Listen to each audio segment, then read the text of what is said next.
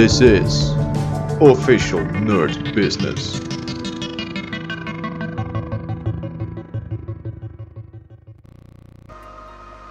Hello nerd boys and girls, welcome back to Prime Mover.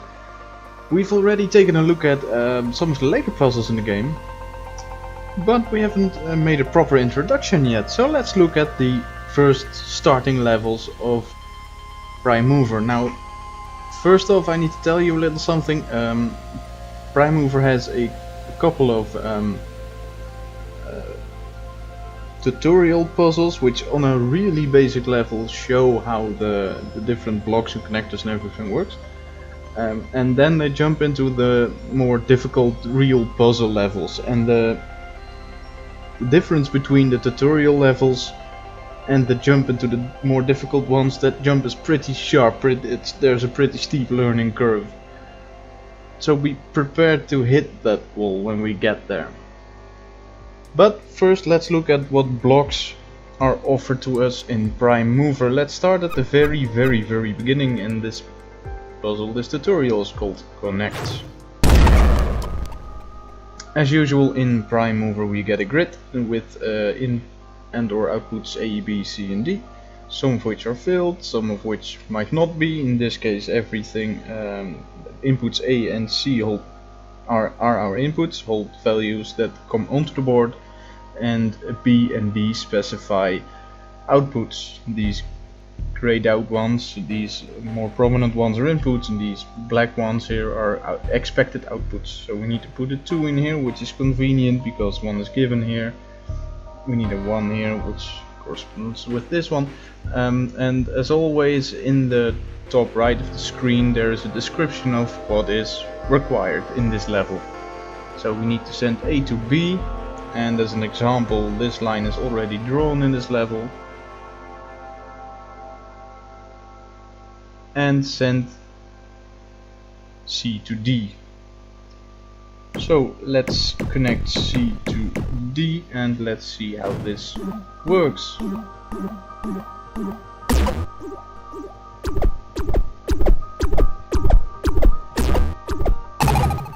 Wow, sheer magic. Let's continue to the next one, which is Bridge. Thank you, I have unlocked a new component. Click here to select components. As you can see in the later videos, you'll see that this entire bar is filled with all the components we can use, and in the tutorial levels you are only given that one component that they would like to introduce to us. So here we get a bridge. A bridge allows for a path, and the instructions here say send A to D and send B to C, which we can't regularly do because lines can't cross. If we try to cross lines, this is sending A to D. Now for B to C. Oh wait, what happened? It cuts off. There's no natively these lines don't have a crossover, but we can place one. So now switching back to lines, this connects both sides to one another. Let's see what this button does. Now note the behavior of numbers arriving here and being allowed through. So this track seems to have prominence over this track. Precedence is the word I was looking for. Apparently this can be solved somewhat faster, but that's really not the point of this particular level. And let's get on with relays. Send A to C, then send B to C. We have a new component which allows us to send any input we connect with to the side that the arrow is pointing at. So for instance we need to connect A to C, but we also need to connect B to C,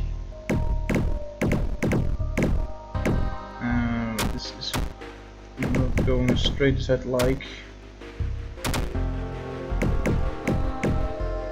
So it seems that they're meeting here. Let's avoid that one. Now we can rotate objects when we need to by clicking on them, and sometimes with the left mouse button. Sometimes there are options you can switch around using the middle mouse button. Wiring this back up. This purple wire, perhaps we can show, makes the numbers going across it a little bit slower. Let's, for instance, let's make this little bit here purple, just to show. This number now moves at half the speed that the other ones do. So these now are one spaced because they skipped a step there, and that means that this solution is a bit slower because we slowed down to show the purple lines. Often you will use the purple lines to delay something until such a moment where you do want to handle it. That was relays, so let's look at amplifiers. Send A to B and to C. We have one input and we need to direct it to two outputs. Luckily, we once again have a new component. This is the duplicate instruction. Whenever you place this on the board and it is hit by something, and you have other wires connected to it, every one of these wires will get one of that something. When we don't want it in the middle of the board, we can just put it down here, switch back to the wire. So a 71 comes in and it is copied down to the line running to C and onto the line running to B. Let's see how this works.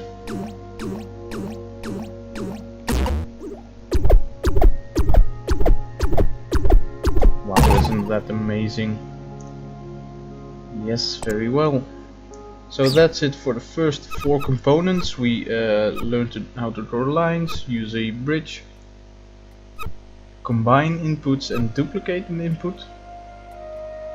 And while we're at it, let's have a look at the next couples. Here is the separator. For a solution to be valid, there can be no numbers left on the grid. If A is positive, send A to B. A is never negative. So we get just 1s and 0s on this bus here, and we only need to export the 1s. So first, the simplest case is transporting a number. Now, one of the most interesting blocks in the entire game, for several reasons, is this unit here. So not only does this allow you to make decisions, control the flow based on the values coming through it, but this is also one of those blocks where you can, by clicking you can rotate it, and by clicking with the middle mouse button you can switch the mode. Now, what does this do? This has 3 sides on which you can send in an input or an output. The 4th side, oftentimes you will want to have a number come in here and then go either left on the negative side or out here on the positive side, or exit on the 0. But this side does not allow for connections. So you can only wire this one up through one of the 3 available outputs, and the 4th side can never be connected.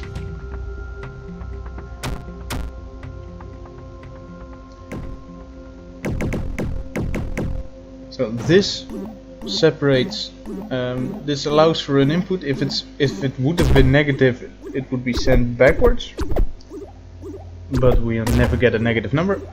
If it's a positive number, it's sent onto this output, and if it's 0, it's sent down here. So we've completely filled the expected output box, but there are still numbers on the board, so this solution is not valid, and we have neglected to see that we've had yet another component. If there's numbers on the board that we do not need in any kind of output or such, then we can destroy them using this X-labeled component. And there go the 0s. No numbers left on the board. This is a valid solution. So there we have both a bit of flow control, decision making, and the delete statement. In separator, let's look at distributor. Send every other value of A to B and D. This demonstrates the switch. This is also a very interesting component, though we don't really get to see the interesting bit here. When clicking this, it gets rotated, and when middle clicking, the initial state of the switch is changed. Now note that whenever a number passes over the switch gets toggled. So when this 1 comes through here, and the first input we want on D is -5, and the first input here is a 1, so A needs to go to B first, and second value needs to go to D, B again, D again, etc. Number comes in here and this gets switched, but the initial state should be upward. There we have it. Coming in, switch getting switched.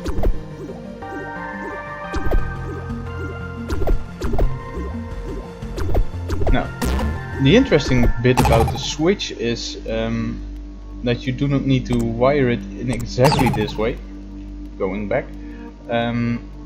You can also connect the switch kind of counterintuitively, with numbers coming in from this side, getting processed here, then sent back, and because this number just came in, the switch has now toggled its position, and now you can continue on this path. This is a trick I've shown in another video already. Can be quite useful at times, though not in this particular puzzle. That's for distributor. Let's look at transformer. What do we need to do here? Send A +1 to B, send C -1 to D. A goes to B and C goes to D, and we need to add and subtract 1 to each of these values. Here we have a component, and I always get the icons confused between the one we had here for flow control and the one here that actually does something. Now just look at the number. So this is a component that can, when wired this way, add 1 to every number coming through it, and when wired this way, subtract 1 number. You can wire it both ways at the same time, and then it will act like this switch does, with the added or subtracted value of having a calculating component in the middle. So let's look at this. We need to add 1 to everything running through this bus. Sometimes you want to place components and drag lines to it. However, when there's clear space around it, you'll only place multiple objects of the same type right after each other. If there's only one place and you put in a component, it doesn't auto-connect, but if you drag now, it kind of understands that you mean connect it, wire it up. Now, this one needs to subtract 1 from each value, so we can flip it using middle mouse button, or left mouse button in this case. There's no difference between rotating the item and changing the options on the item, because orientation defines its function.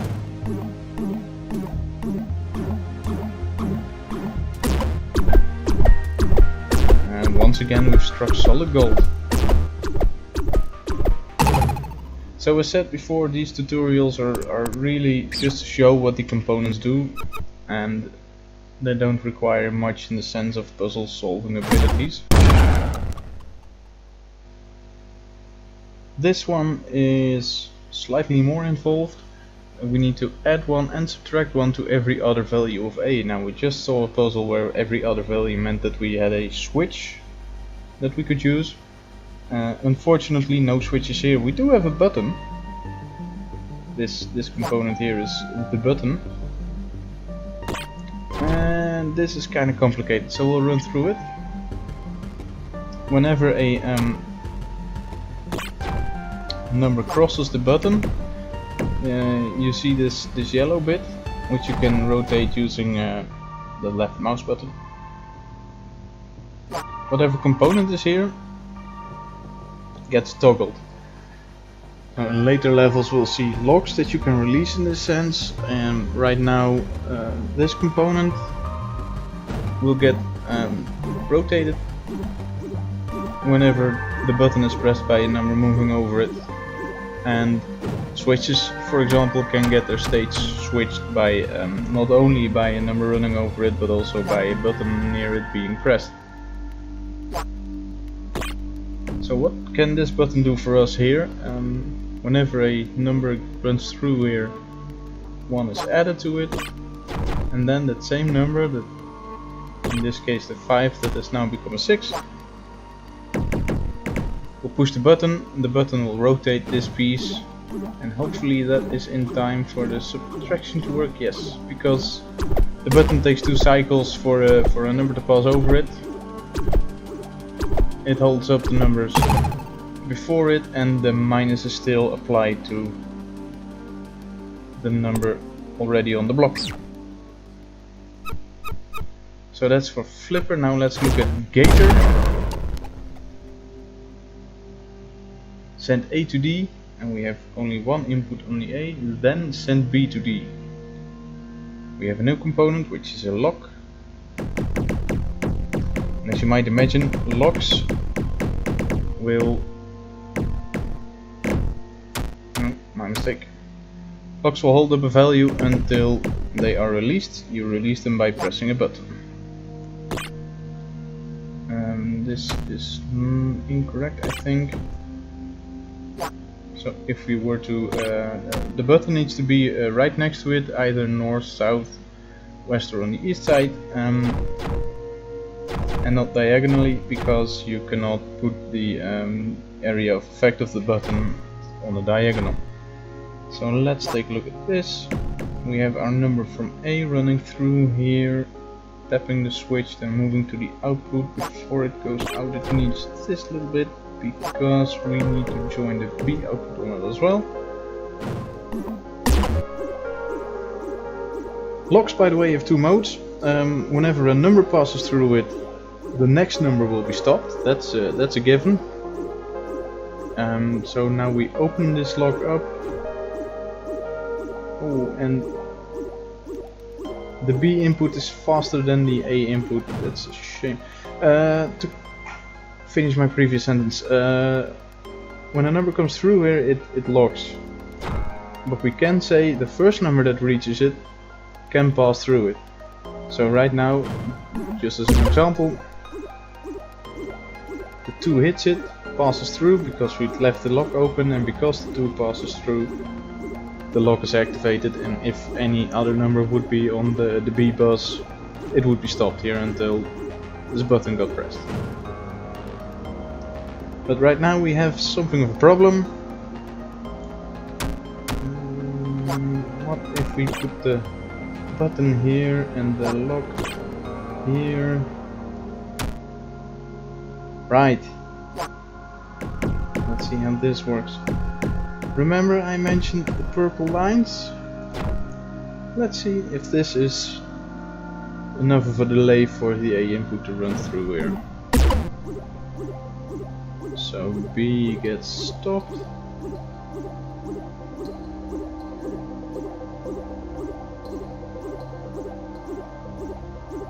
B is released and delayed, yes, for just long enough. Right. So that's the first few tutorial levels that Prime Mover has to offer. There's some more, which we'll discuss in a later video. Thanks for watching this video on Official Nerd Business. Don't forget to like and subscribe and click the bell icon. Did we discuss everything you wanted to hear, or did we miss anything? Any topics you want to hear in O&B? Leave your thoughts in the comments. See you next time.